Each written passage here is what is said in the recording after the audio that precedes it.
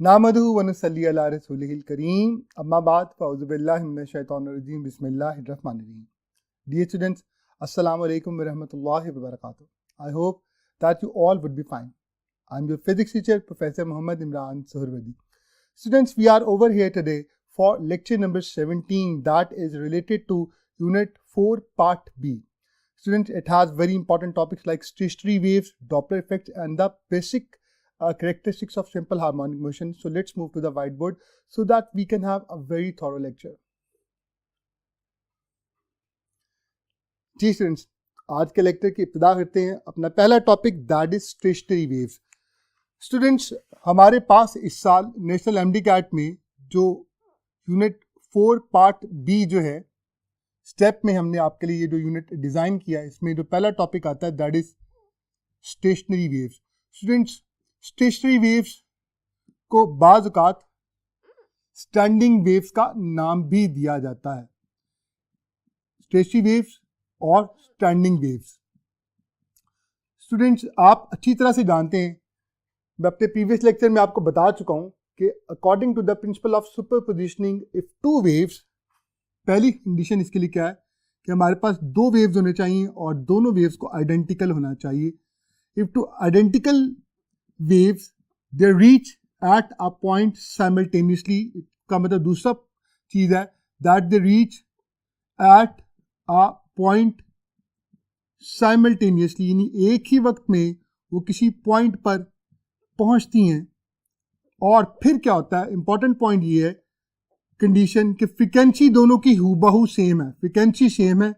And last but not the least, direction is opposite, they are moving in the opposite direction. Direction अगर दोनों की कहा जाए वो ऑपोजिट होगी तो फिर क्या जनरेट होंगी, फिर हमारे पास स्टैंडिंग वेव्स या स्टेशनरी वेव्स जनरेट होती हैं. तो ये कुछ छोटे छोटे इंपॉर्टेंट पॉइंट्स हैं which can come up in the paper in the form of MCQs. Standing waves में हमारे पास तीन केसेस हैं. फर्स्ट केस जो है that is stationary waves in stretching. The second case is stationary waves in air column, जो pipes होते हैं when both end are open. And the third one is when one end is closed. तो सबसे पहले बात कर लेते हैं स्ट्रेच स्ट्रिंग की.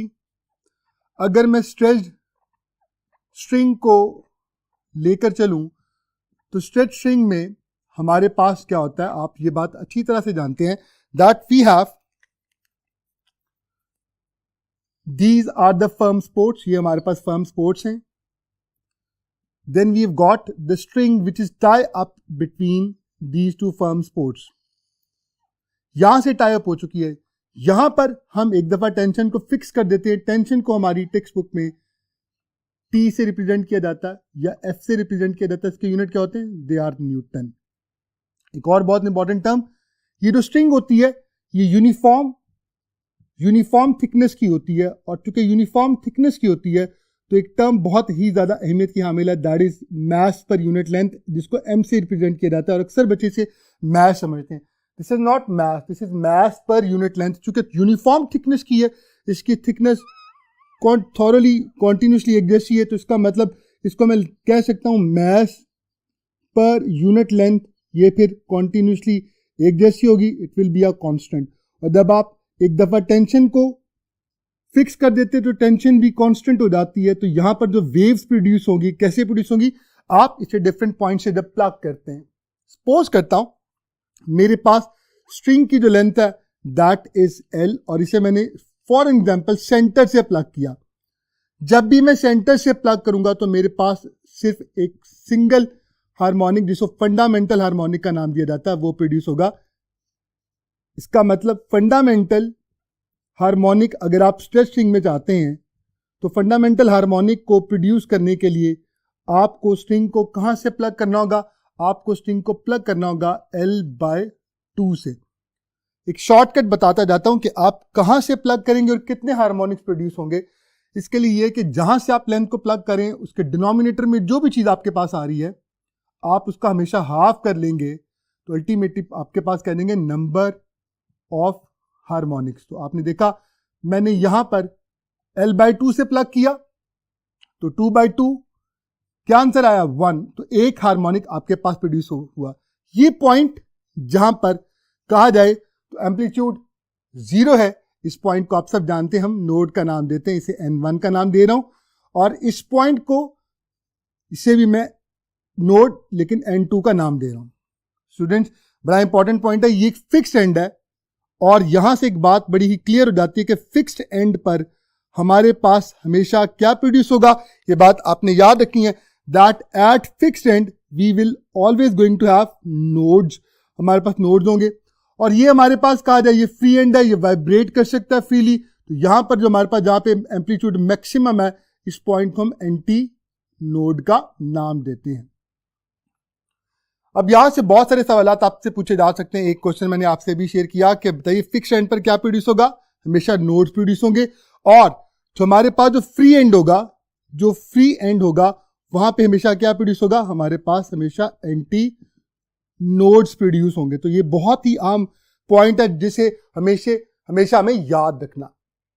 अब कुछ बहुत सिंपल क्वेश्चंस भी पेपर में आ जाते हैं। आप देख सकते हैं ये हमारे पास एक स्टेशनरी वेव प्रोड्यूस हुई है और एक लूप प्रोड्यूस हुई है। अगर मैं इसे L/4 से प्लग करता, देखें दोबारा डायग्राम ड्रॉ करके देख लेते हैं। अगर मैं इसको L/4 से प्लग करता तो मेरे पास 2 हार्मोनिक्स प्रोड्यूस होते।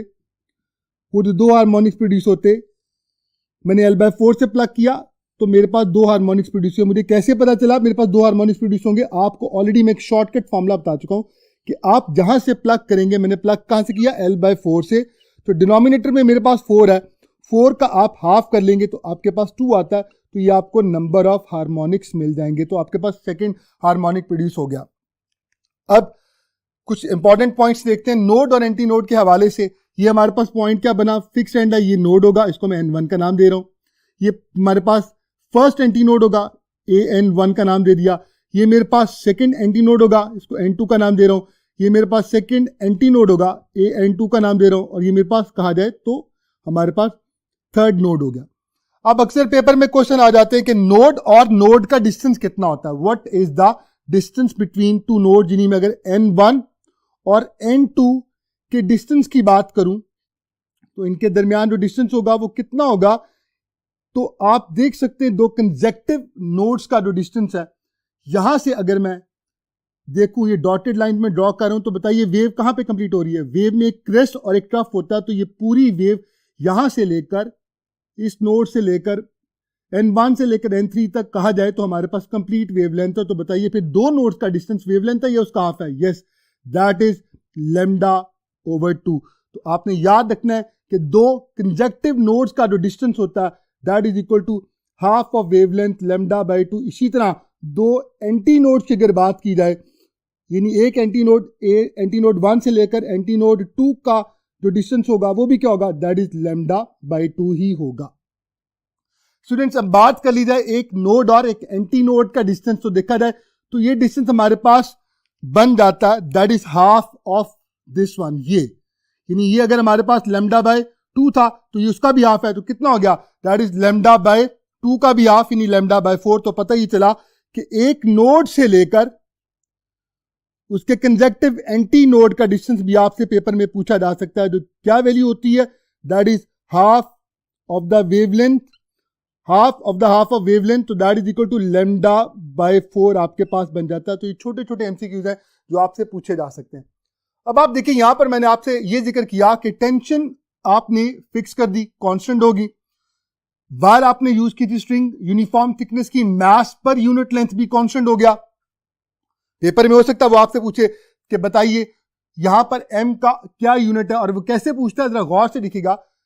यहां पर स्टेशनरी वेव में जो हमारे पास वेव प्रोड्यूस होती है उनकी रफ्तार का formula v is equal to होता है √f/m। बहुत इंपॉर्टेंट पॉइंट। वो बात का ये फॉर्मूला देकर आपसे ये पूछता है कि बताइए what is the unit of this m। तो बच्चे किलोग्राम की तरफ जाते हैं, आपको पता होना चाहिए this is not merely mass, this is what, this is mass per unit length। इसलिए इसका यूनिट क्या होगा, इसका यूनिट हमारे पास किलोग्राम नहीं बल्कि किलोग्राम पर मीटर होता है। तो this is the most important point which you must remember. अब बात कर लेते हैं कि स्टेशनरी वेव में रफ्तार जो होती है, स्पीड ऑफ वेव, वो 2 फैक्टर्स पर डिपेंड होती हुई नजर आ रही है। मैं स्ट्रेचिंग की बात कर रहा हूं, v is equal to under root F over M. अब एफ को भी आपने कांस्टेंट कर दिया, uniform thickness of wire use की, तो आपके पास एम भी कांस्टेंट हो गया। जब ये दोनों कांस्टेंट हो गए तो मैं कह सकता हूं कि जब तक ये दोनों में से कोई एक फैक्टर भी चेंज नहीं होगा, हमारे पास आवाज की रफ्तार में कोई भी चेंज नहीं आएगा। इसके अलावा अगर आवाज की रफ्तार कांस्टेंट हो जाती है तो फिर आप सब जानते हैं कि हमारे पास जो फॉर्मूला होता है किसी भी वेव का, वो फॉर्मूला होता है v is equal to F lambda. अगर v मेरे पास कांस्टेंट हो गया तो मैं क्या लिख सकता हूं, फ्रीक्वेंसी और वेवलेंथ आपस में क्या हो गए, they are inversely proportional to each other. इसका मतलब स्ट्रेची वेव्स में स्ट्रेच स्ट्रिंग की अगर बात की जाए तो स्ट्रेच स्ट्रिंग में जो स्ट्रेची वेव प्रोड्यूस होती हैं, अगर आप एक दफा टेंशन को फिक्स कर देते हैं और आप यूनिफॉर्म थिकनेस की वायर यूज करें जिसका मास पर यूनिट लेंथ अब चेंज नहीं हो रहा, तो स्पीड ऑफ द वेव को अब आप चेंज नहीं कर सकते, तो फिर फ्रीक्वेंसी और वेवलेंथ आपस में क्या होंगे, इनवर्सली प्रोपोर्शनल होंगे। अब फंडामेंटल हार्मोनिक की फ्रीक्वेंसी के फॉर्मूला के लिए आइए अब नेक्स्ट बोर्ड की तरफ स्विच करते हैं। जी स्टूडेंट्स, स्ट्रेच स्ट्रिंग में फंडामेंटल हार्मोनिक की फ्रीक्वेंसी का formula F1 is equal to होता है V ओवर लेमडा 1। अब अगर मैं यहां पर दोबारा आपके लिए इसको ड्रॉ कर रहा हूं, जरा गौर से देखिएगा, मैं एक फंडामेंटल हार्मोनिक प्रोड्यूस करूंगा और फिर हम देखेंगे कि हमारे पास वेवलेंथ लेमडा 1 किसकी इक्वल आती है। ये स्ट्रिंग जो है इसकी लेंथ तो देखिए कांस्टेंट है, स्ट्रिंग की लेंथ तो चेंज नहीं हो सकती, वो तो एल है। अब जब फंडामेंटल हार्मोनिक प्रोड्यूस होता है तो हमारे पास इस तरह से एक सिंगल हार्मोनिक हम रिप्रेजेंट कर सकते हैं। तो इस लेंथ में हमारे पास पूरी वेव नहीं आई, क्योंकि पूरी वेव में क्रेस्ट और ट्रफ दोनों का डिस्टेंस आना था। तो आप देख सकते हैं कि जब फंडामेंटल हार्मोनिक प्रोड्यूस होगा तो रफ्तार तो मैं ऑलरेडी आपको बता चुका, दो फैक्टर्स पर डिपेंड करी थी, एफ पर और एम पर। ये तो कांस्टेंट रहेगी, इसको कोई चेंज अब नहीं कर सकता। लेकिन हमारे पास जो वेवलेंथ आई है, जो फर्स्ट वेवलेंथ आई है lambda 1, that is equal to क्या, देखिए यहां से लेकर यहां तक लेमडा 1 है टोटल वेवलेंथ। तो वेवलेंथ पूरी क्या इस लेंथ में आ गई, जी नहीं, उसका हाफ आया। इसका मतलब यहां पर हमारे पास जो लेंथ है उसका कहा जाए हाफ में, यानी L/2 को कहा जाए, दैट इज इक्वल टू, तो यहां से इस बात का पता चलता है यहां पे L लेमडा 1 के इक्वल नहीं है, बल्कि L जो है वो वेवलेंथ का कहा जाए हाफ है, यानी लेंथ जो है वो वेवलेंथ के बराबर नहीं है, उसका हाफ आपको क्लियरली नजर आ रहा होगा। तो बताइए लेमडा 1 आपके पास क्या आ गया, 2L आ गया। ये सबसे इंपॉर्टेंट पॉइंट है जिसकी वजह से हमें फिंगर टिप्स पर होना चाहिए कि फंडामेंटल हार्मोनिक की frequency stretchy wave in stretching में क्या होती है, V डिवाइडेड बाय लेमडा 1 की जगह 2L आ जाएगा। स्टूडेंट्स, ये फंडामेंटल फ्रीक्वेंसी है। F2 की अगर बात की जाए तो वो क्या होता है, that is equal to 2 times F1। तो जब मैं यहां पे प्रोड्यूस करूंगा, इसको प्लेस करूंगा, तो मेरे पास क्या चीज आ जाएगी, V ओवर 2L। तो ये 2 के साथ कैंसिल आउट हो गया, क्या चीज आ गई, V ओवर L। सिमिलरली जब मैं F3 की बात करूंगा तो मेरे पास क्या आ जाएगा, 3 टाइम्स F1 और सो ऑन। F4 क्या होगा, 4 टाइम्स F1। तो आप सब अच्छी तरह से जानते हैं, हम इसका एक जनरल फॉर्मूला लिखते हैं, that Fn is equal to n times F1, जबकि n की वैल्यूज आपके पास 1, 2, 3, 4, 5, 6 एंड सो ऑन। अब सबसे अहम पॉइंट जो आप लोगों ने याद रखना है कि जब भी बात की जाएगी स्ट्रेची वेव्स इन स्ट्रेचिंग की, तो इसमें यानी स्टेशनरी वेव्स की अगर बात की जाए स्ट्रेच स्ट्रिंग्स में, यानी आपके पास स्ट्रेच स्ट्रिंग है तो उसमें आपके पास कौन कौन से हार्मोनिक्स होंगे और कौन कौन से हार्मोनिक जो होंगे एब्सेंट होंगे। तो हमारे पास आप देख सकते हैं हमारे पास इवन भी मौजूद हैं और हमारे पास ऑड भी मौजूद हैं। इसका मतलब they have both even and odd harmonics. इनमें इवन और ऑड दोनों हार्मोनिक्स मौजूद होते हैं। इसका मतलब कहा जाए तो they are richer in harmonics. ये भी बाद का पेपर में क्वेश्चन आता है कि बताइए स्टेशनरी वेव्स स्ट्रेचिंग की बात की जाती है और एयर कॉलम्स की बात की जाती है, और एयर कॉलम में दो केसेस हैं, open at both and and close at one and. तो हम बाद में उन दोनों को भी देखेंगे, लेकिन इन तीनों का कंपैरिजन होता है। पूछा जाता है कि बताइए इनमें से कौन सा ऐसे जो रिचर इन हार्मोनिक्स है, वो ये पूछा होता है जिसमें सारे हार्मोनिक्स होंगे वही रिचर होगा। तो स्ट्रेचिंग तो अभी तक कहा जाए तो ये रेस जीत रही है, इसमें सारे के सारे हार्मोनिक्स मौजूद हैं। अब स्टूडेंट्स, एक बहुत इंपॉर्टेंट पॉइंट, जैसे जैसे फ्रीक्वेंसी बढ़ती चली जाती है वैसे वैसे वेवलेंथ डिक्रीज करती जाती है। ये भी आपने याद रखना है कि आपसे क्वेश्चन पूछा जा सकता है that in stationery waves as the number of harmonics increases, the wavelength yes decreases, और vice versa कि अगर नंबर ऑफ हार्मोनिक्स डिक्रीज करेंगे तो वेवलेंथ क्या करेगी, वो इंक्रीज करना स्टार्ट कर देगी। अब स्टूडेंट्स हम नेक्स्ट केस की तरफ जा रहे हैं। अब बात करते हैं stationery waves in air columns की, और एयर कॉलम्स में मैं आपके सामने सबसे पहले जो चीज रख रहा हूं स्टेशनरी वेव्स की बात कर रहा हूं, stationery waves in air column. Stationary waves जब एयर कॉलम की बात की जाती है, यानी पाइप्स की बात की जाती है, हमारे पास ऑर्गन पाइप्स होते हैं, तो दो तरह के पाइप हमारे जेन में आते हैं, आप सब जानते हैं, open at both ends, open at both ends एक ये हमारे पास आता है, और दूसरा जो हमारे पास आता है वो होता है क्लोज्ड एट वन एंड, यानी एक एंड पर कहा जाए वो क्लोज होगा। अब इन दोनों को ड्रॉ करके देख लेते हैं स्टूडेंट्स, जरा गौर से देखिएगा। ओपन एट बोथ एंड्स में मैं आपके लिए एक ऑर्गन पाइप ड्रॉ कर रहा हूं, इसके दोनों एंड ओपन है, you can see it is like this one. और क्लोज की अगर बात की जाए तो क्लोज में हमारे पास एक एंड ऐसे स्ट्रेट ड्रॉ किया जाता है, which means it serves as a closed end. अब कुछ इंपॉर्टेंट पॉइंट्स आप लोगों को एंटी टेस्ट के हवाले से, ये एक ओपन एंड है, और ओपन एंड पर हमेशा क्या प्रोड्यूस होगा, ओपन एंड पर आपको मैं बता चुका हूं हमेशा क्या प्रोड्यूस होगा, it will be equal to antinode, just like stationary waves in stressing.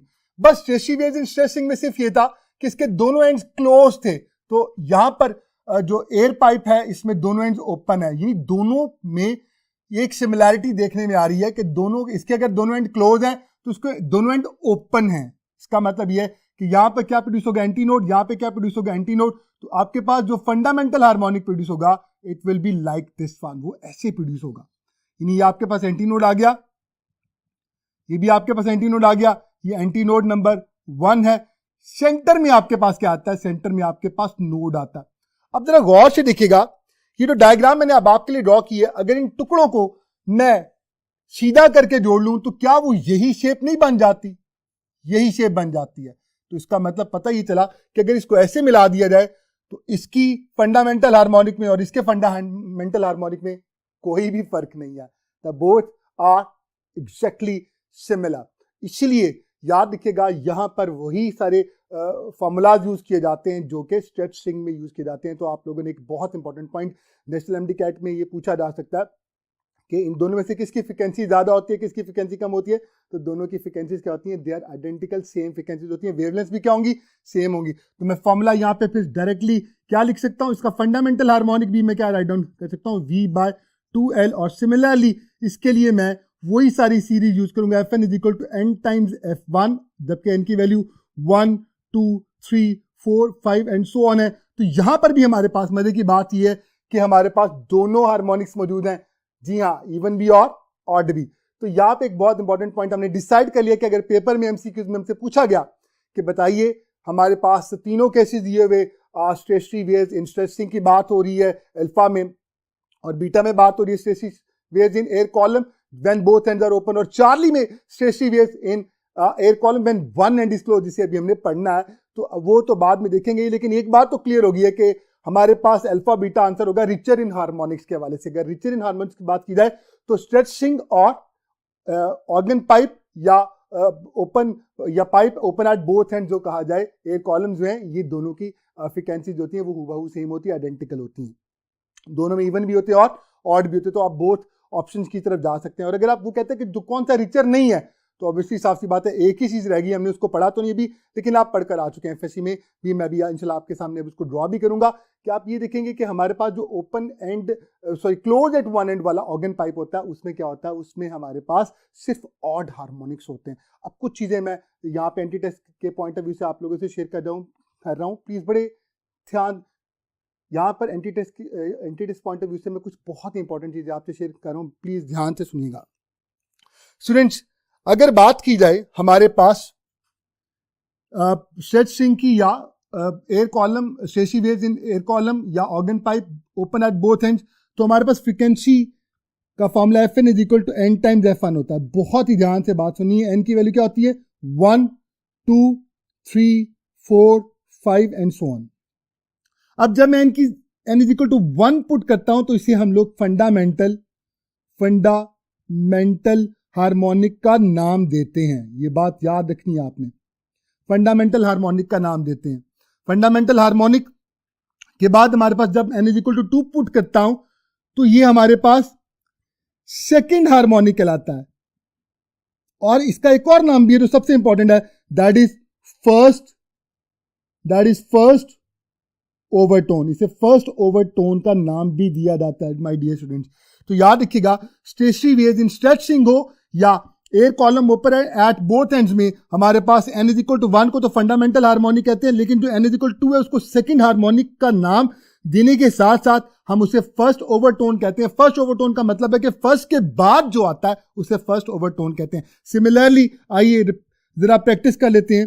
अगर पेपर में पूछा जाए कि स्ट्रेशनरी वेव्स इन स्ट्रेचिंग की बात की जाए, n इज इक्वल टू 3 जो है, इसको कौन सा हार्मोनिक कहेंगे? इसको हम क्या कहेंगे? इसको हम थर्ड हार्मोनिक का नाम देंगे। और ओवरटोन कौन सा होगा? ओवरटोन ये होगा, it would be equal to second overtone. ये बहुत ही इंपॉर्टेंट पॉइंट है जिसे आपने याद रखना है, पेपर में क्वेश्चन आ सकते हैं। अब बात कर लेते हैं हमारे stationery waves in air column के हवाले से। लास्ट जो हमारे पास जो केस है, that is stationary waves in air column when one end is close. Students, close end किसके तौर पे एक्ट करता है? मैं ऑलरेडी आपको बता चुका हूं, क्लोज एंड पर हमेशा हमारे पास क्या प्रोड्यूस होता है? That is equal to node. तो यहां पर क्या होने जा रहा है, बड़े गौर से देखिएगा, ये ओपन एंड है। ओपन एंड पे तो आपके पास एंटी नोड प्रोड्यूस होना ही होना है, लेकिन क्लोज एंड पर आपके पास नोड प्रोड्यूस होगा। अब मुझे एक बात बताइए, अगर मैं stationary waves in air column close at one end की बात करूं और इसकी बात करूं, तो यहां पर जो हमारे पास वेव आ रही है वो इस वेव के लिहाज से, यानी ओपन एट बोथ एंड्स के लिहाज से उतनी है या उसका हाफ है? उसका हाफ है। इसीलिए यहां पर हमारे पास बहुत इंपॉर्टेंट पॉइंट है कि हमारे पास जो फ्रीक्वेंसी जो होगी, फंडामेंटल फ्रीक्वेंसी, वो क्या हो जाएगी? V/2L का भी हाफ हो जाएगी। V/2L का, इसका यानी फंडामेंटल जो हार्मोनिक होता है, एक टेक्निकल पॉइंट ये है कि इसके फंडामेंटल हार्मोनिक की जो फ्रीक्वेंसी होती है वो स्ट्रेशनरी वेव्स इन स्ट्रेचिंग या stationary waves in air column open at both ends का भी हाफ होती है।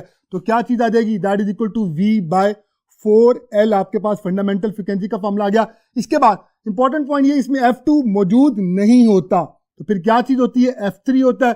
F3 को आप लिखेंगे 3 टाइम्स F1, और इसी तरह इसके बाद आपके पास F5 एग्जिस्ट करेगा 5 times F1 and so on. Students, general formula इसके लिए Fn is equal to n times F1 ही होता है, और लेकिन n की वैल्यू आपके पास क्या होती है? 1, 3, 5, 7, 9 एंड सो ऑन। अब यहां तक तो आप सब अच्छी तरह से जानते हैं, आपने FSME भी पढ़ा हुआ है, लेकिन एंटी टेस्ट में सबसे डेंजरस पॉइंट ये हो जाता है कि जब वो यहां पर हार्मोनिक्स का नाम लेके पुकारता है और ओवरटोन का नाम लेता है, तो आप वही टेक्निक याद रखेंगे। कैसे? जरा गौर से सुनिएगा। हमारे पास जो चीज यहां पे गौर तलब है, जब मैं n इज इक्वल टू 1 लिखूंगा तो मैं इसे क्या कहूंगा? जरा मैं इसे फंडामेंटल हार्मोनिक का नाम दूंगा, या मैं इसे फर्स्ट हार्मोनिक भी कह सकता हूं। लेकिन जब मैं n is equal to 2 put करता हूं तो देखें, n इज इक्वल टू 2 तो मैं यहां पे पुट कर ही नहीं सकता, क्योंकि मेरे पास n इज इक्वल टू 3 है। तो मैं n is equal to 3 put करता हूं तो बच्चे मिस्टेक क्या करते हैं? बच्चे इसे सेकंड हार्मोनिक मानते हैं। जी नहीं, सेकंड हार्मोनिक इसमें कहा जाए वो एग्जिस्ट ही नहीं करता, इसमें फोर्थ हार्मोनिक एग्जिस्ट नहीं करता। तो कौन कौन से इसमें ऑड हार्मोनिक्स प्रोड्यूस करते हैं? फर्स्ट एग्जिस्ट करता, थर्ड एग्जिस्ट करता, फिफ्थ एग्जिस्ट करता। क्लियर हो गया? तो आप जो n का नंबर होगा आप वही हमेशा याद रखेंगे, वो हार्मोनिक का नंबर होता है। तो शॉर्टकट मैंने बता दिया, याद रखना है। क्या याद रखना है? जो n का नंबर होगा वही बेसिकली हार्मोनिक नंबर होता है। तो n इज इक्वल टू 3 का मतलब ये है, ये इसका थर्ड हार्मोनिक होगा। हम में से कोई इसे सेकंड हार्मोनिक नहीं कहेगा। लेकिन अगर इसको ओवरटोन की बात करूं तो ये किसके बाद आया? सेकंड के बाद नहीं आया, सेकंड तो एग्जिस्ट ही नहीं करता। किसके बाद आया?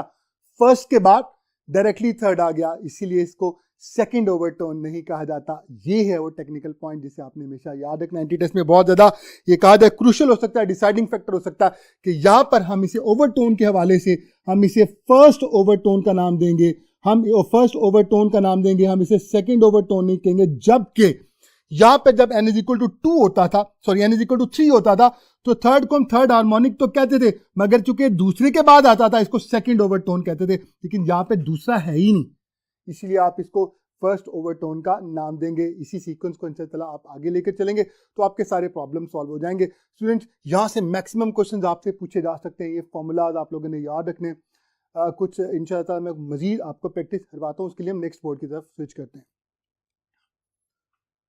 जी स्टूडेंट्स, अब जरा गौर से देखिएगा, हमने एक बहुत इंपॉर्टेंट पॉइंट ये देखा कि अगर स्टेशनरी वेव्स इन स्ट्रेच श्रिंक की बात की जाए तो वो वही बात है जो कि stationery waves in air column open at both and, दोनों आइडेंटिकल हैं। दोनों की फ्रीक्वेंसी, सपोज करें मैं फंडामेंटल फ्रीक्वेंसी की बात कर रहा हूं कि अगर हमारे पास एक एयर कॉलम है, प्लीज ये बात बड़े ध्यान से देखिएगा, पेपर में सपोज करें क्वेश्चन ये आता है कि हमारे पास एक एयर कॉलम है which is open at both ends, वो दोनों एंड्स पर ओपन था और उसकी जो फंडामेंटल फ्रीक्वेंसी है it came out to be 100 hertz, वो 100 हर्ट्ज है। अब अगर इसी को मैं एक एंड से क्लोज कर देता हूं, गौर से देखिएगा मैं क्या कर रहा हूं, मैं इसी को एक एंड से क्लोज कर रहा हूं, जो ही मैं इसको एक एंड से क्लोज कर दूंगा तो बताइए अब नई वाली फ्रीक्वेंसी क्या होगी। तो बच्चे आपने घबराना नहीं है, मैंने ऑलरेडी आपको बताया था कि हमारे पास जो होता है क्लोज एट वन एंड, उसकी फ्रीक्वेंसी स्ट्रेचिंग या ओपन एट बोथ एंड्स की फ्रीक्वेंसी का क्या होती है, जी हाँ, हाफ होती है। तो आपने सिंपली 100 को 2 से डिवाइड कर देना है, क्या जवाब आ जाएगा, 50 हर्ट्ज आ जाएगा। तो इस तरह कहा जाए तो आप कोई भी जो है वो एमसीक्यूज आसानी से कर सकते हैं। अगर फ्रीक्वेंसी हाफ हुई है तो बताइए वेवलेंथ क्या होगी, जी हाँ, डबल हो जाएगी। तो बात का तो पेपर में टेक्निकल क्वेश्चन नहीं पूछता कि इसकी फंडामेंटल फ्रीक्वेंसी नहीं देता, जी हाँ, फंडामेंटल फ्रीक्वेंसी वो organ pipe open at both ends की वेवलेंथ दे देता है। जैसे सपोज करें वेवलेंथ वो कहता है कि अगर 2 मीटर है ओपन एट बोथ एंड्स, तो बताइए अगर एक एंड को क्लोज कर दें तो अब वही अगर हार्मोनिक्स में प्रोड्यूस हो तो वेवलेंथ क्या होगी, तो वेव अगर तो हमारे पास क्या हो जाएगी, फ्रीक्वेंसी वही नहीं होगी, मतलब फ्रीक्वेंसी ऑब्वियसली वेरी कर जाएगी, वो क्या हो जाएगी, आप जब जानते हैं हाफ हो जाएगी, तो वेवलेंथ क्या हो जाएगी, वेवलेंथ उसका कहा जाए वो डबल हो जाएगी। तो कितनी हो जाएगी, 2 मीटर की जगह आप 2 को 2 से मल्टीप्लाई करेंगे तो 4 मीटर आपके पास आंसर आ जाएगा। तो ये क्वेश्चन है जो आपका पेपर में पूछे जा सकते हैं। अब हमारे next topic which is a very important topic, but comparatively आप कह सकते हैं कि मैथमेटिकल बेस्ड क्वेश्चंस इसमें से आते हैं, कैलकुलेशन बेस्ड क्वेश्चंस आते हैं। जी हाँ, हमारा नेक्स्ट टॉपिक है दैट इज डॉपलर इफेक्ट।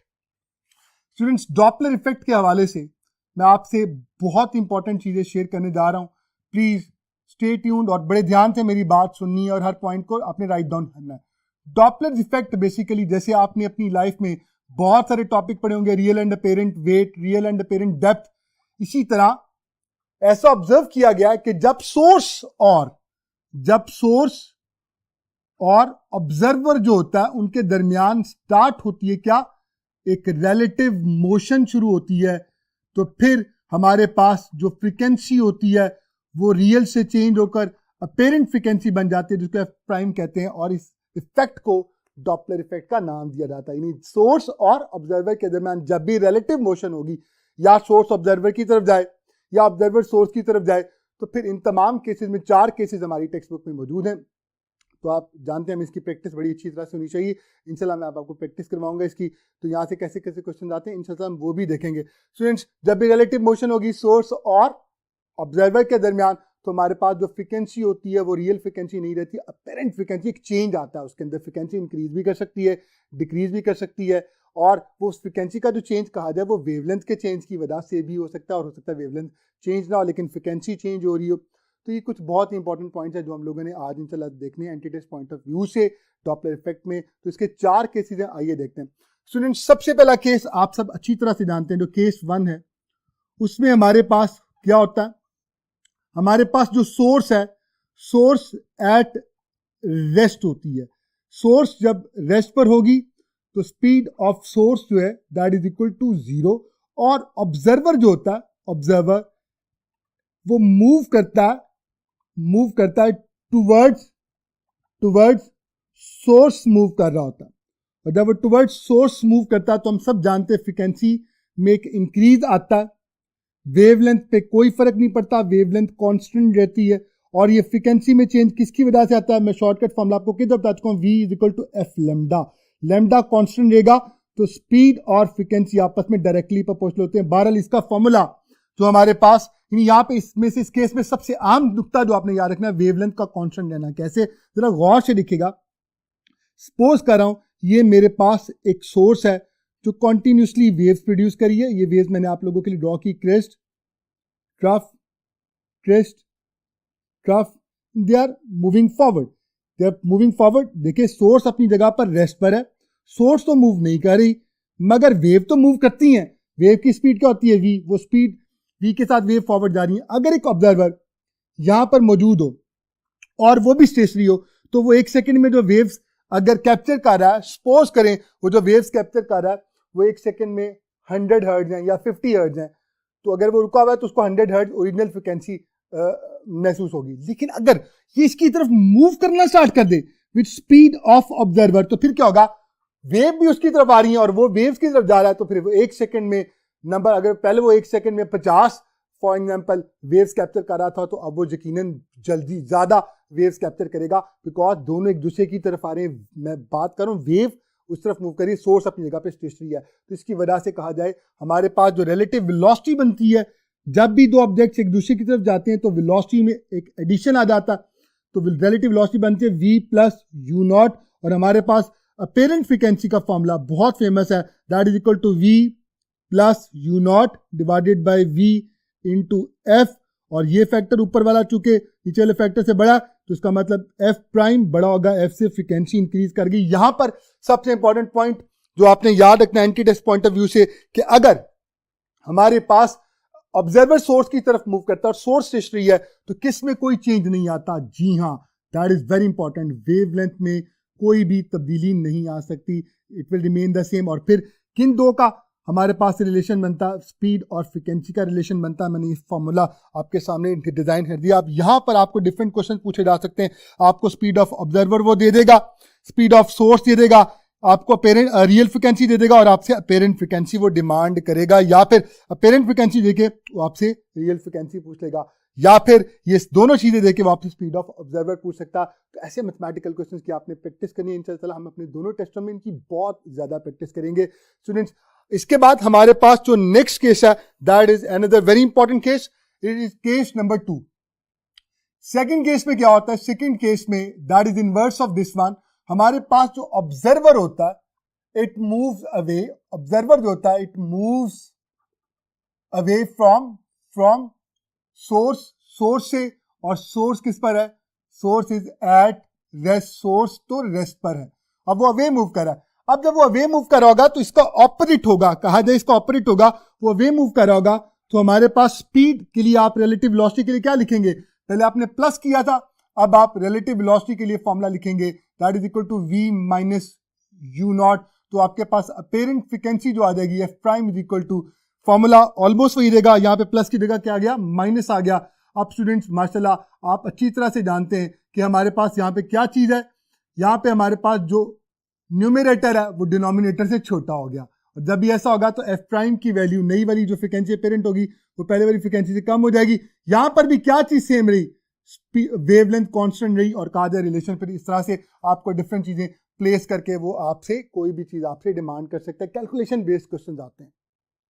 यहाँ पर पहले दो केसेस में जब तक सोर्स स्टेशनरी था तो सबसे इंपॉर्टेंट पॉइंट वेवलेंथ में कोई चेंज नहीं है, ये आपने याद रखना है। केस नंबर 3 की तरफ चलते हैं। केस नंबर 3 में क्या होता है, हमारे पास जो सोर्स होती है, अब उसने मूव करना, अब उसकी बारी है। सोर्स मूव करती है, दो केसेस हो सकते हैं, वो टुवर्ड्स स्टेशनरी ऑब्जर्वर भी जा सकती है और वो अवे भी जा सकती है। अगर वो टुवर्ड्स जाएगी तो हमारे पास थर्ड केस बनेगा, और अगर वो अवे जाएगी तो आपके पास फोर्थ केस बन जाएगा। स्टूडेंट्स कैसे होगा जरा गौर से देखिएगा। सबसे इंपॉर्टेंट पॉइंट ये है, जो डायग्राम में मैं आप लोगों को सिखाने की कोशिश करता हूं, क्योंकि अब पहली दफा वेवलेंथ में चेंज आने जा रहा है। कैसे, प्लीज स्टूडेंट्स, ये हमारे पास सोर्स है, मैं वेव्स ड्रॉ कर रहा हूं, 1 काउंट करें, 2 3, मैंने 3 वेव्स ड्रॉ की समझाने के लिए ताकि आपको समझ आ जाए। हमारे पास ऑब्जर्वर कहा जाए वो यहां पर कहीं है, दिस इज ऑब्जर्वर, ये ऑब्जर्वर है हमारे पास, ये सोर्स है। अब अगर सोर्स भी मूव करती है फॉरवर्ड, ऑब्जर्वर रेस्ट पर है लेकिन सोर्स मूव कर जाती है और सोर्स फौरन से पहले यहां कहीं आ जाती है, तो सोर्स से जो नंबर ऑफ वेव प्रोड्यूस करनी है वो तो इतनी होंगी, 3 ही होंगी, क्योंकि नंबर ऑफ वेव्स तो डिपेंड कर रहा होता है वो वाइब्रेशंस कितनी करी है। क्लियर हो गया? तो वो उसका कहा जाए सोर्स के मोशन के साथ तो कोई ताल्लुक नहीं है, लेकिन चूंकि यहां पर जब सोर्स थी तो ये 3 वेव जो थी उनके लिए डिस्टेंस इतना ज्यादा था, लेकिन जब यहां पर वो पहुंच जाएगा तो फिर क्या होगा, इन्हीं वेव्स के लिए ये तीनों वेव्स को कॉन्ट्रैक्ट होके नंबर ऑफ वेव्स वही नहीं, लेकिन हमारे पास कहा जाए तो डिस्टेंस कम हो गया, तो वेव्स कहा जाए सिकुड़ गई। वेवलेंथ में क्या आया? जी हाँ, वेवलेंथ डिक्रीज कर गई। और आप सब जानते हैं यहां पर क्या होगा, नई वाली वेवलेंथ होगी जिसको लैम्डा प्राइम मैं कहूंगा, वो पहले वाली वेवलेंथ से स्मॉल होगी। हमारे पास एक डॉपलर शिफ्ट आता है, हम इसको डॉपलर शिफ्ट का नाम देते हैं। Doppler shift basically change in wavelength को कहते हैं, डॉपलर शिफ्ट। और इसमें हमारे पास क्या आता है, delta lambda is equal to क्या चीज आ जाएगी, दैट इज इक्वल टू हमारे पास पहले वाली वेवलेंथ में से कहा जाए आप नई वाली वेवलेंथ को माइनस कर देंगे। अब इंपॉर्टेंट पॉइंट, वेवलेंथ डिक्रीज कर गई।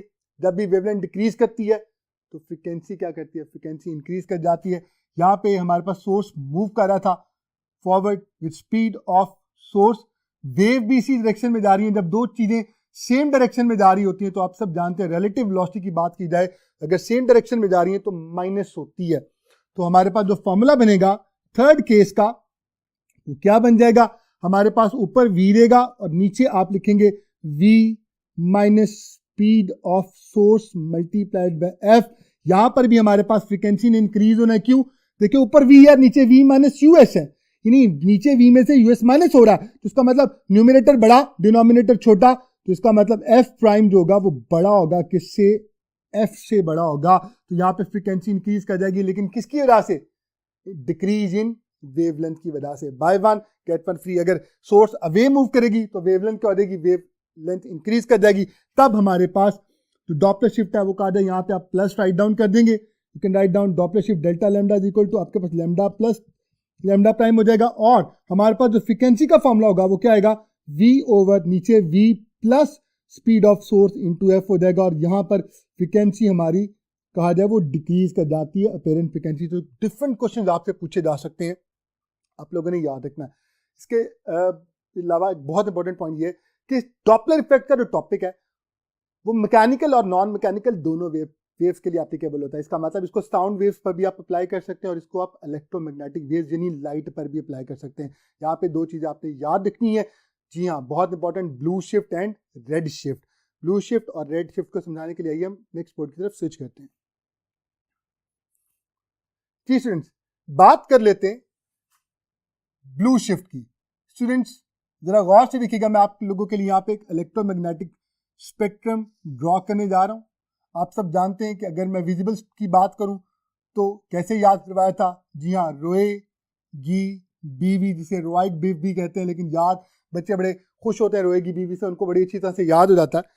अब आप ये बात बहुत अच्छी तरह से जानते हैं कि इसको डिजाइन किया गया है R for red, O for orange, Y for yellow, G for green, B for blue, I for indigo and V for violet।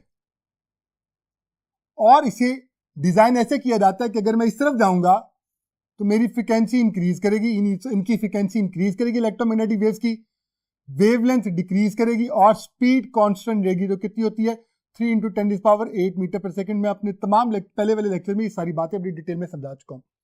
अब होता ही है कि सपोज करें हमारे पास एक स्टार है, स्टार, और वो स्टार क्या कर रहा है, वो it is coming towards the earth. अगर वो अर्थ की तरफ आ रहा है तो अगर वो अर्थ की तरफ आ रहा है तो वो जो लाइट एमिट कर रहा होगा, जो लाइट एमिट कर रहा होगा, जब सोर्स जो है, सोर्स है इस वक्त स्टार है, इट इज कमिंग टुवर्ड्स अस, हमारी तरफ आ रहा है, तो वेवलेंथ क्या होगी, वेवलेंथ आपको मैंने बताया था डिक्रीज कर जाती है। जब भी सोर्स ऑब्जर्वर की तरफ आता है, स्टेशनरी ऑब्जर्वर की तरफ, वेवलेंथ डिक्रीज करती है। और अगर वेवलेंथ डिक्रीज करे तो फिर इसका मतलब हम किसकी तरफ शिफ्ट हो जाएंगे, अगर रेड वो लाइट एमिट कर रहा होगा, अगर वो रेड लाइट एमिट कर रहा होगा तो वो किसकी तरफ शिफ्ट होगा, रेड की वेवलेंथ क्या होती है, रेड की वेवलेंथ कंपैरेटिवली बिगर होती है।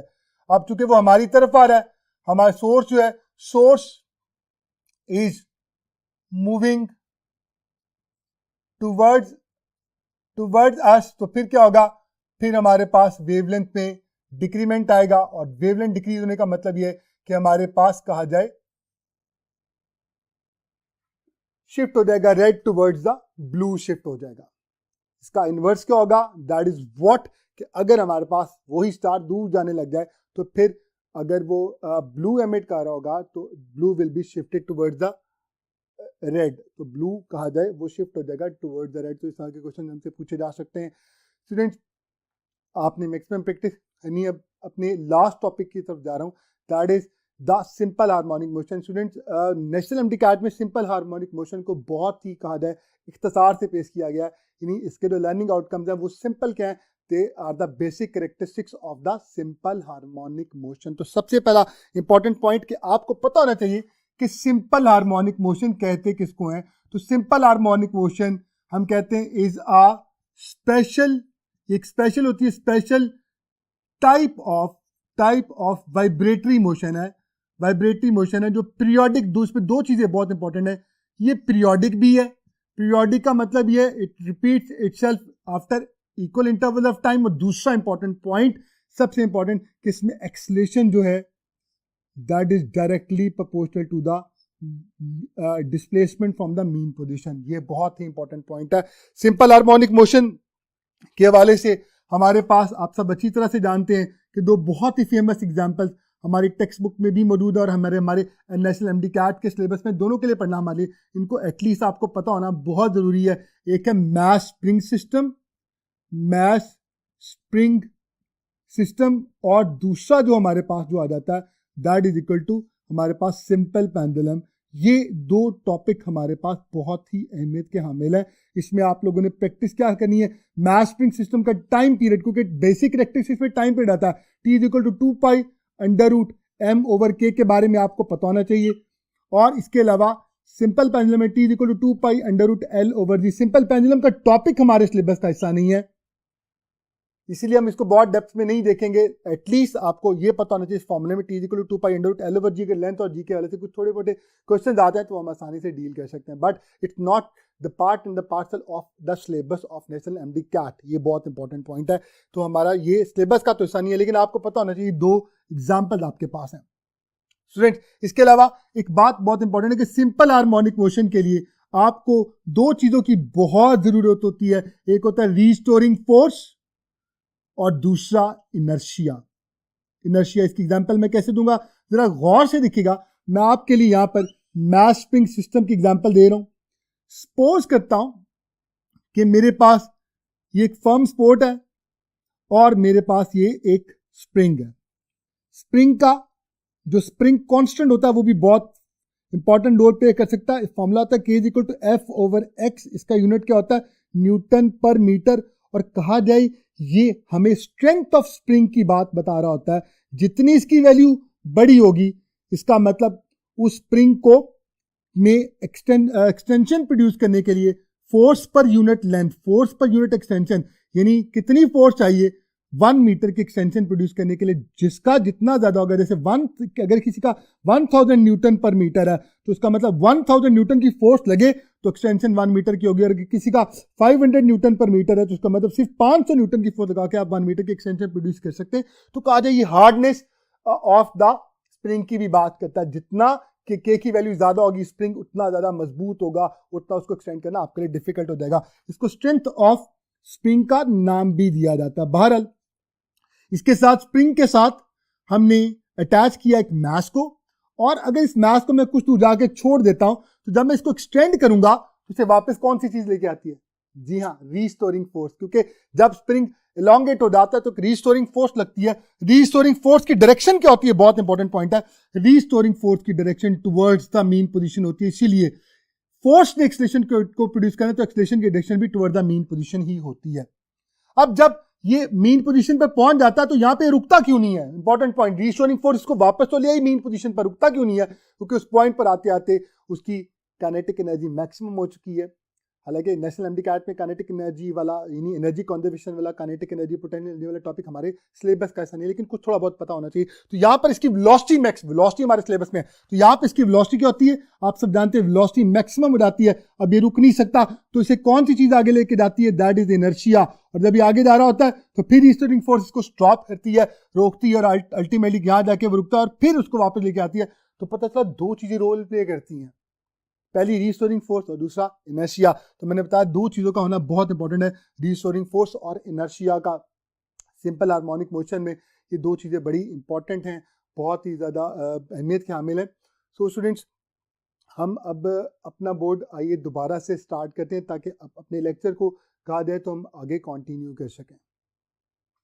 हमारे पास सबसे पहले इंपॉर्टेंट पॉइंट ये कि सिंपल हार्मोनिक मोशन की अगर बात की जाए तो basic characteristics of simple harmonic motion में that it's a periodic motion, लेकिन एक वाइब्रेटरी मोशन भी है। इसका मतलब to and fro object move करेगा अबाउट द मीन पोजीशन, और वो क्या करेगा, it will repeat its motion in equal intervals of time. एक और बहुत इंपॉर्टेंट पॉइंट कि एक्सेलरेशन मैंने ऑलरेडी आपको बताया था, is directly proportional to the displacement from the mean position.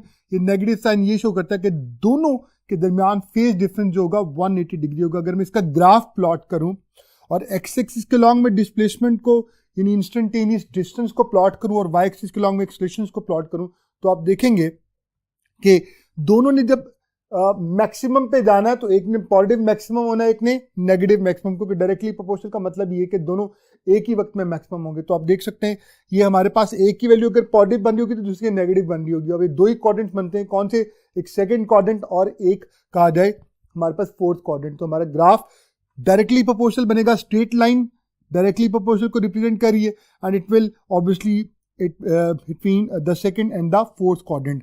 तो यहां पर आप देख सकते हैं इस पॉइंट पर जहां पर हमारे पास एक्सेलरेशन पॉजिटिव मैक्सिमम है, वहां पर डिस्प्लेसमेंट नेगेटिव मैक्सिमम है।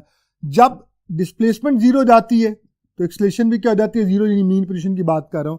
और जब आप पॉजिटिव एक्सट्रीम पर पहुंचते हैं तो वहां पर आपके पास एक्सेलरेशन नेगेटिव मैक्सिमम होती है और डिस्प्लेसमेंट कहा जाए that is positive maximum.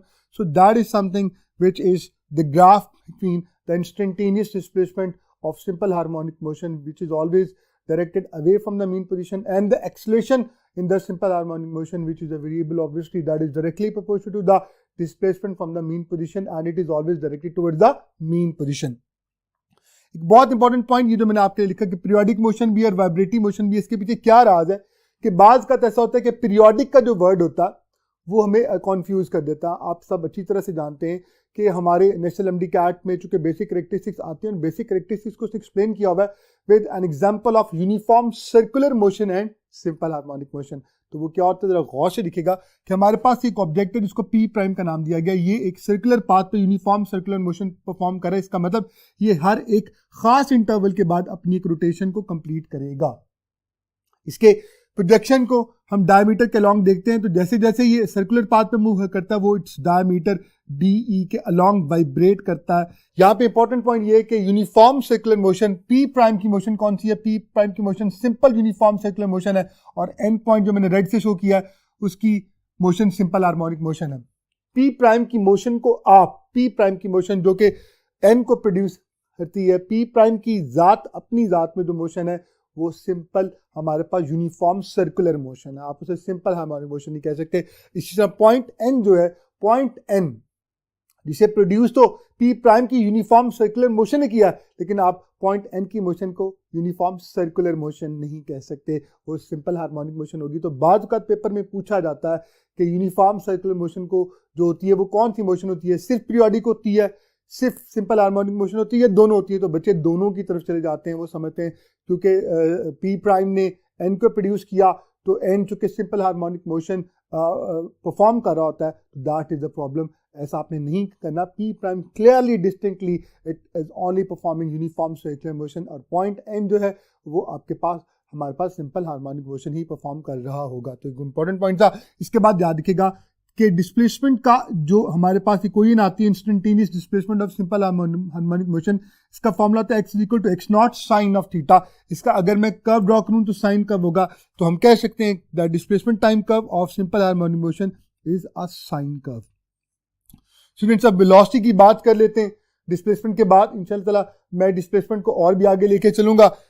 Velocity का जो फॉर्मूला हमने डिराइव किया था v is equal to that was omega under root X naught square minus X square. आप सब जानते हैं एक्स नॉट एम्पलीट्यूड को कहते हैं the maximum displacement from the mean position और एक्स इंस्टेंटेनियस डिस्प्लेसमेंट होती है। वेलोसिटी कहां पे मैक्सिमम होती है हम सब अच्छी तरह से जानते हैं, मीन पोजीशन पर जब x 0 हो जाता है तो वेलोसिटी मैक्सिमम हो जाती है। जो यहाँ पे x की जगह यहाँ पे 0 पुट करेंगे ये फैक्टर 0 हो जाएगा और ये फैक्टर स्क्वायर अंडर रूट को कैंसिल आउट कर देगा तो अल्टीमेटली क्या आएगा ओमेगा एक्स नॉट। बाज़ का पेपर में ही होता है कि मैक्सिमम वेलोसिटी का फॉर्मूला दिया होता है, अल्फा में ओमेगा एक्स नॉट लिखा होता है, तो वो आपसे चाह रहा होता है कि आप बताएं कि मैक्सिमम वेलोसिटी का फॉर्मूला कौन सा है। तो बच्चे फौरन से पहले अल्फा को सिलेक्ट कर लेते हैं। अल्फा में इंपॉर्टेंट पॉइंट ये है कि हमारे पास ओमेगा एक्स नॉट जो है जो अल्फा में मौजूद था, बेसिकली उसका सबसे इंपॉर्टेंट पॉइंट ये कि ओमेगा जो है वो डिफरेंट फॉर्म में लिखा जा सकता है। तो इस फॉर्मूला को डिफरेंट फॉर्म में लिखा जा सकता है। मैं सारी फॉर्म्स आपके सामने राइट डाउन कर रहा हूँ। Omega can be written as 2 pi over T X naught, इसका मतलब मैक्सिमम वेलोसिटी का एक फॉर्मूला ये भी हो सकता है। 1 ओवर टी को एफ लिखा जा सकता है तो 2 पाई एफ एक्स नॉट ये मैक्सिमम वेलोसिटी का एक फॉर्मूला ये भी हो सकता है। इसके अलावा ओमेगा जो है उसको इन टर्म्स ऑफ अगर मैं मास स्प्रिंग सिस्टम की बात करूं under root K over M लिखा जा सकता है। अगर मैं सिंपल पेंडुलम की बात करूं तो omega equal to under root G over L भी लिखा जा सकता है। तो इस तरह से अगर कहा जाए तो इस ओमेगा की जगह मैक्सिमम वेलोसिटी को ओमेगा की जगह अगर मैं under root K over M use करूं तो under root K over M into X naught ये भी हमारे पास मैक्सिमम वेलोसिटी ही का रिलेशन बनता है। और इसी तरह अगर मैं ओमेगा की जगह under root G over L put कर दूं तो ये फॉर्मूला भी हमारे पास मैक्सिमम वेलोसिटी का ही फॉर्मूला बनता है।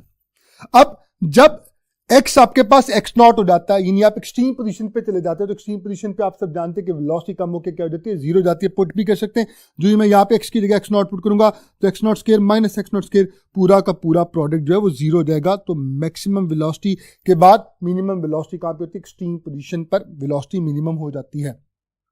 यहाँ पे और भी बहुत सारे इंपॉर्टेंट पॉइंट्स हमारे पास एलेबरेट हम लोग कर सकते हैं और नेक्स्ट पॉइंट देखने के लिए आइए हम नेक्स्ट पॉइंट की तरफ स्विच करते हैं। जी स्टूडेंट्स देखिए एक बात याद रखिएगा, आप एक्सलेशन की बात कर लेते हैं। मीन पोजीशन पर जब x 0 हो जाता है तो एक्सलेशन आपके पास 0 हो जाती है क्योंकि आप x की जगह एक्सलेशन का फॉर्मूला क्या होता है a is equal to omega square into x। मैं यहाँ पे सिर्फ मैग्नीट्यूड राइट डाउन करूँ तो नेगेटिव साइन लिखने की जरूरत नहीं है। x की जगह जो ही आप 0 पुट करेंगे पूरा प्रोडक्ट 0 जाएगा। तो एक्सलेशन मीन पोजीशन पर कहा जाए तो मीन पोजीशन पर एक्सलेशन 0 जाती है क्योंकि x भी 0 जाता है, दोनों डायरेक्टली प्रपोर्शनल होते हैं।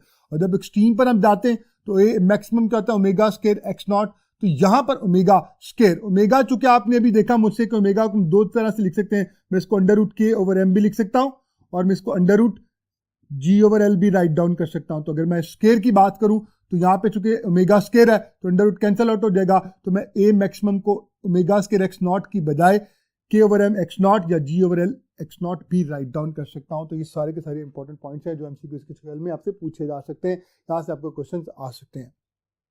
इसके बाद बात लेते हैं phase difference between acceleration and velocity की।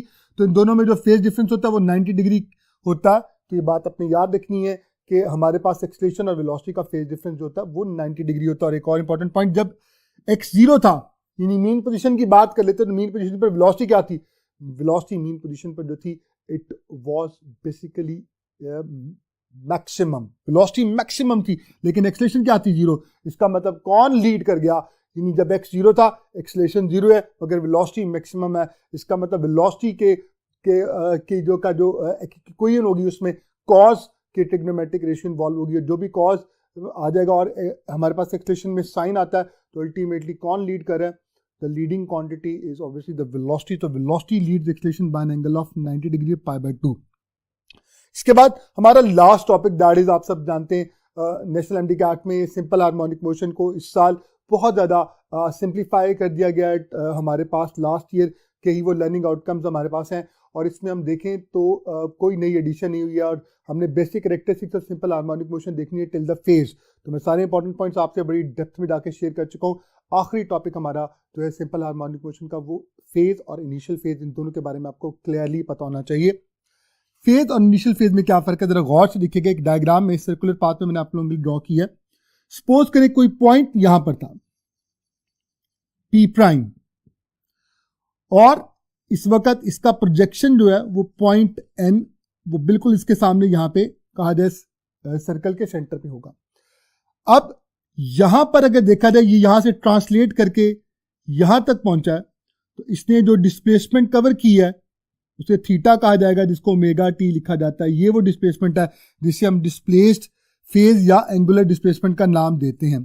फाई किसको कहते हैं? फाई इनिशियल फेज है। यहाँ पे इनिशियल फेज क्या था, तो आपने इनिशियल पॉइंट देखना है जहां से बॉडी ने अपना सफर शुरू किया, तो ये इनिशियल पॉइंट था। इनिशियल पॉइंट पर अगर देखा जाए तो एक्स एक्सिस के साथ एंगल क्या बन रहा था, इट वॉज जीरो। तो इनिशियल फेज क्या था, जीरो। तो जिस भी पॉइंट से बॉडी डिस्प्लेस होकर कुछ एंगल थीटा कवर करेगी, तो वो जो एंगल बनता होगा उस पॉइंट पर, इनिशियल पॉइंट का, किसके साथ, एक्स एक्सिस के साथ, उसे आप इनिशियल फेज का नाम देते हैं। यहाँ पे इनिशियल फेज क्या था, क्योंकि यही वो इनिशियल पॉइंट है जो कि एक्स एक्सिस पर ही मौजूद था, तो इनिशियल फेज क्या था, जीरो था। अब हमारे पास हम जानते हैं कि इंस्टेंटेनियस डिस्प्लेसमेंट का formula in terms of phase and initial phase लिखा जा सकता है, x is equal to x naught sine theta plus phi. अब यहाँ से बहुत सारे क्वेश्चन आपसे पूछे जा सकते हैं। आइए मैं आपको सारे के सारे एमसीक्यूज आपको तैयार करवाता हूँ। स्टूडेंट्स गौर से देखिएगा, अगर मैं बात करूं हमारी इसकी, तो इस पॉइंट पर चूंकि इनिशियल फेज क्या था, जीरो था, यानी बॉडी ने एक्स एक्सिस से स्टार्ट किया था, इनिशियल फेज जीरो था। जो ही मैं फाई की जगह जीरो पुट करूंगा तो मेरे पास क्या आ जाएगा, x is equal to x naught sine of theta. और ये इक्वेशन हमेशा आप इस्तेमाल करेंगे जब भी बॉडी मीन पोजीशन से शुरू हो रही होगी, क्योंकि जब ये मूव कर रहा होगा अपवर्ड यहां से, तो इसका जो प्रोजेक्शन है जिसने सिंपल हार्मोनिक मोशन परफॉर्म करना है, वो मीन पोजीशन से एक्सट्रीम की तरफ जाएगा। कौन सी एक्सट्रीम की तरफ, पॉजिटिव एक्सट्रीम की तरफ। तो जब भी आपने मीन से पॉजिटिव एक्सट्रीम की तरफ जाना है तो इनिशियल फेज आपका जीरो लिया जाएगा और आपके पास कहा जाए इक्वेशन यूज होगी, X is equal to x naught sine of theta. ये आपने याद रखना।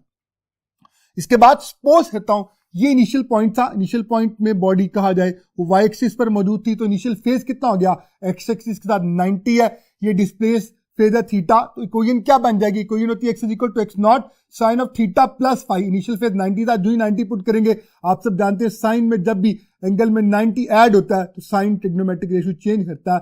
90 में जो फेज डिफरेंस आता है वो sine is converted into the cos. तो नई वाली इक्वेशन आपके पास क्या आ जाएगी, X is equal to x naught cos of theta.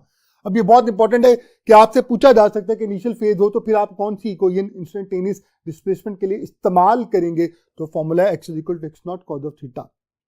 इसी तरह अगर बॉडी का इनिशियल पॉइंट ये था, यानी इनिशियल पॉइंट कहीं यहां पे था कि वो यहां पे मौजूद है, तो फिर इसका जो एंगल बनता है एक्स एक्सिस के साथ वो 180 डिग्री बनता है, और तब इसने पॉइंट ए से पॉइंट बी तक एंगल थीटा डिस्प्लेस किया, थीटा प्लस 180 पुट किया, तो जब भी 180 अगर साइन होगा वो माइनस साइन बन जाएगा। तो इस तरह से हमारे पास ये equation x is equal to minus x naught sine of theta भी इस्तेमाल की जा सकती है। अगर बॉडी यहां से अपना सफर स्टार्ट करती, सपोज करें इनिशियल पॉइंट ये होता और फिर यहां तक जाती, तो फिर इनिशियल फेज आपके पास क्या आता, इट वाज 270 डिग्री। तो स्टूडेंट्स फिर हमारे पास equation phi is equal to 270, तो किस में कन्वर्ट हो जाती है, x is equal to minus x naught cos of theta. ये सारे के सारे फॉर्मूलाज हमारी टेक्स्ट बुक में मौजूद हैं और ऑब्वियसली हमें फिंगर टिप्स होना चाहिए कि कब आप कौन सी इक्वेशन यूज करेंगे। अब जो एंटिटी से क्वेश्चन आते हैं, कुछ तो बहुत सिंपल क्वेश्चन है, वो आपसे पूछ सकता है कि इनिशियल फेज इतना तो बताइए इंस्टेंटेनियस डिस्प्लेसमेंट का रिलेशन क्या होगा। तो ऑब्वियसली वो तो आपको मालूम हो गया कि अगर जीरो होगा तो ऑब्वियसली साफ सी बात, अगर इनिशियल फेज जीरो है तो इक्वेशन कौन सी यूज होगी, जी हाँ, x is equal to x naught sine of theta. अगर इनिशियल फेज 90 डिग्री है तो साइन कॉस में कन्वर्ट हो जाएगा, x is equal to x naught cos of theta. अगर इनिशियल फेज 270 डिग्री है तो फिर आप कॉस की जगह कहा जाए माइनस कॉस पुट करेंगे, और अगर आपके पास इनिशियल फेज 180 है तो x is equal to minus x naught sine of theta. हम ये चारों फॉर्मूलाज हम लोगों ने डिराइव कर लिए, आप लोगों ने उनको याद रखना है। अब कुछ क्वेश्चन ऐसे आते हैं जो बहुत टेक्निकल होते हैं और बाज़ औक़ात बच्चे उनको कर नहीं पाते, आइए उनकी प्रैक्टिस कर लेते हैं। टाइम पीरियड से रिलेटेड क्वेश्चन होते हैं। कोई भी ऑब्जेक्ट जब सिंपल हार्मोनिक मोशन परफॉर्म कर रहा होता है तो मीन पोजीशन से, ये इसकी मीन पोजीशन है, ये इसकी पॉजिटिव एक्सट्रीम है, ये इसकी नेगेटिव एक्सट्रीम है। सपोज कर उस पर सफर स्टार्ट किया, यहां से यहां तक गया तो उसकी वाइब्रेशन कंप्लीट नहीं हुई, क्योंकि वाइब्रेशन में उसने कंप्लीट राउंड ट्रिप लेना है। यहां से जब वो यहां तक जाता है तो जो डिस्टेंस उसने कवर किया इट वाज एक्स नॉट, फिर क्या उसकी वाइब्रेशन कंप्लीट हो गई, नहीं, टाइम पीरियड कंप्लीट नहीं हुआ।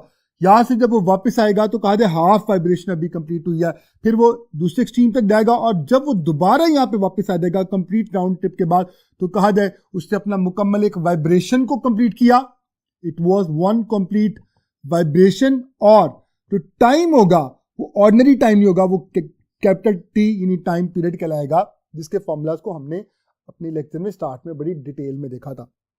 मैथ स्प्रिंग सिस्टम और मैथ स्प्रिंग सिस्टम और सिंपल पेंडुलम के हवाले से। स्टूडेंट्स अब बात कर लेते हैं कि क्वेश्चंस कैसे आते हैं। बात का ये पूछा जाता है कि बताइए इस यानी मीन पोजीशन से पॉजिटिव एक्सट्रीम तक जाने का टाइम कितना होगा। अब बच्चे क्या करते हैं, बच्चे टोटल टाइम को 4 बराबर टुकड़ों में डिवाइड कर लेते हैं। इसमें कोई शक नहीं है, t/4 plus t/4 plus t/4 और प्लस t/4 को अगर ऐड किया जाए तो कितना आता है, वो कैपिटल T ही आ जाता है। तो बच्चे ही समझते हैं यहां से लेकर यहां तक जाने का जो टाइम है वो t/4 है, और वे बिल्कुल सही है, इतना ही टाइम होता है।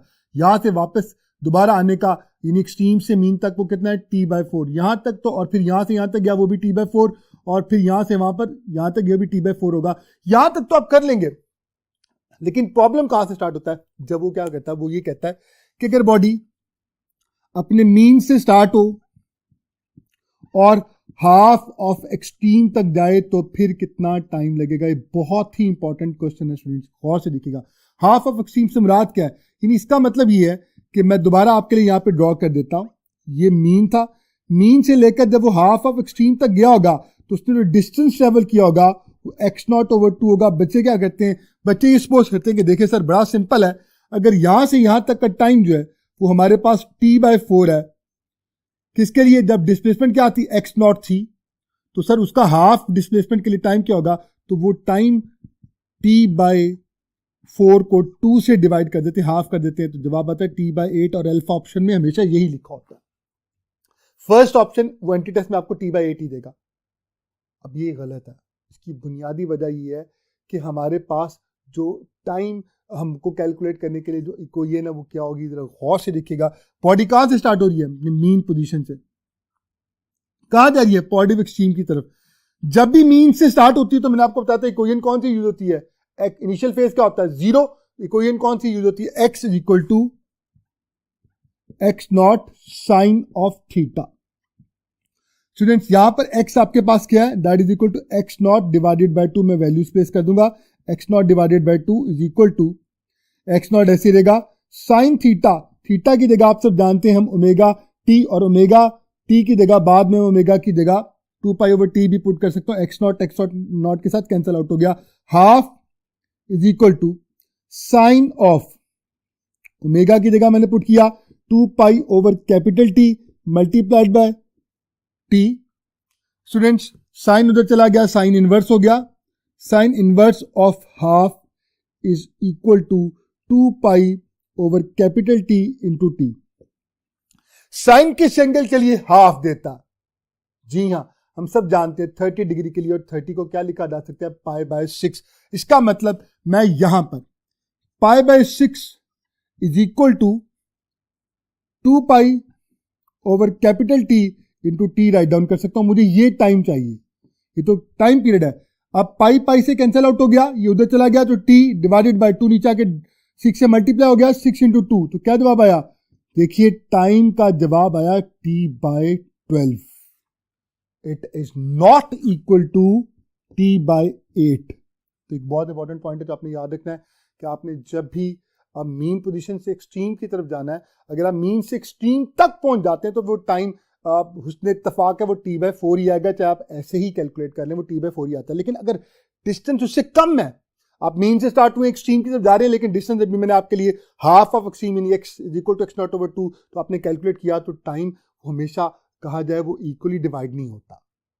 तो इक्वल जो पार्ट्स हो सकते हैं वो मैक्सिमम 4 ही हो सकते हैं, मीन से एक्सट्रीम, एक्सट्रीम से मीन, या इस तरह से कहा जाए वो नेगेटिव एक्सट्रीम की तरफ, वो तो इक्वल होते हैं t/4। लेकिन उसके नीचे जब आप उससे भी छोटे इंटरवल्स की बात करें, छोटे सेगमेंट्स ऑफ डिस्प्लेसमेंट की बात करें, तो टाइम इक्वल नहीं होता। उसकी बुनियादी वजह यह है क्योंकि वेलोसिटी कॉन्टिन्यूसली चेंज होती है। मीन पोजीशन पर वेलोसिटी मैक्सिमम होती है, और फिर क्या होगा, वो जब मीन से एक्सट्रीम की तरफ जा रहा होगा तो पहला वाला जो उसका हाफ होगा यानी x = x0/2 उसको जल्दी कवर अप करेगा, कोई वेलोसिटी मैक्सिमम थी, लेकिन वहां तक पहुंचते पहुंचते वेलोसिटी काफी कम हो चुकी होती है। फिर अगला जो नेक्स्ट हाफ होगा वो उससे ज्यादा टाइम लगेगा। अगर आपने वो कैलकुलेट करना हो तो हम ऐसे भी कैलकुलेट कर सकते हैं कि हमारे पास एक्सट्रीम से, यानी आप वैसे सिंपल सी बात है, टोटल टाइम क्या है, यहां से लेकर यहां तक का टाइम आपको मालूम हो गया, क्या टाइम था, it was came out to be t/12। तो अगर आपने नेक्स्ट हाफ का निकालना है कि नेक्स्ट उसे कितना टाइम लगेगा, तो टोटल टाइम है t/4। तो t/4 में से आप t/12 को माइनस कर देंगे, क्या आंसर आएगा? It will come out to be t/6, क्योंकि बड़ा टाइम है, क्योंकि डिनोमिनेटर जितना बड़ा होता है t/12 जो है वो t/6 से छोटा है। डिनोमिनेटर जितना बड़ा होगा जवाब उतना छोटा आएगा। तो पहला वाला जो x0 है, x is equal to x0/2 है, उसको तो उसने जल्दी कवर अप कर लिया था।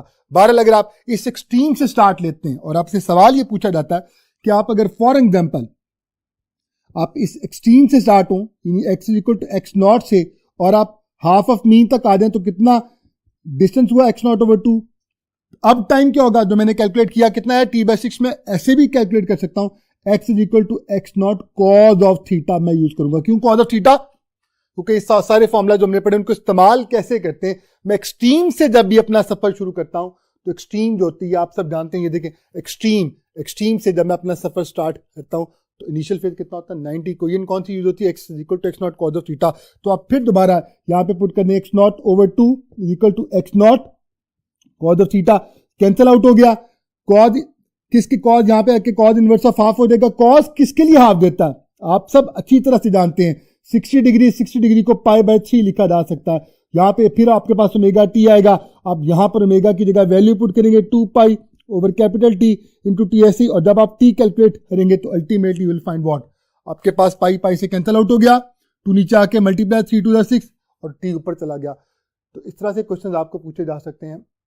जी dear students, so we have completed our lecture number 17. We have done stationary waves, Doppler effect and the simple harmonic motion की basic characteristics till the phase तक हमने सारी की सारी इंपॉर्टेंट इन्फॉर्मेशन कलेक्ट कर ली। आइए अब हम बहुत जल्द आपसे मुलाकात होगी इनकी टेस्ट के डिस्कशंस के साथ, ताकि हमारी प्रैक्टिस बहुत अच्छी हो जाए। इमरान सर वजीर को इजाज़त दें, अपना बहुत ख्याल रखें। अस्सलाम वालेकुम व रहमतुल्लाहि व बरकातुहू।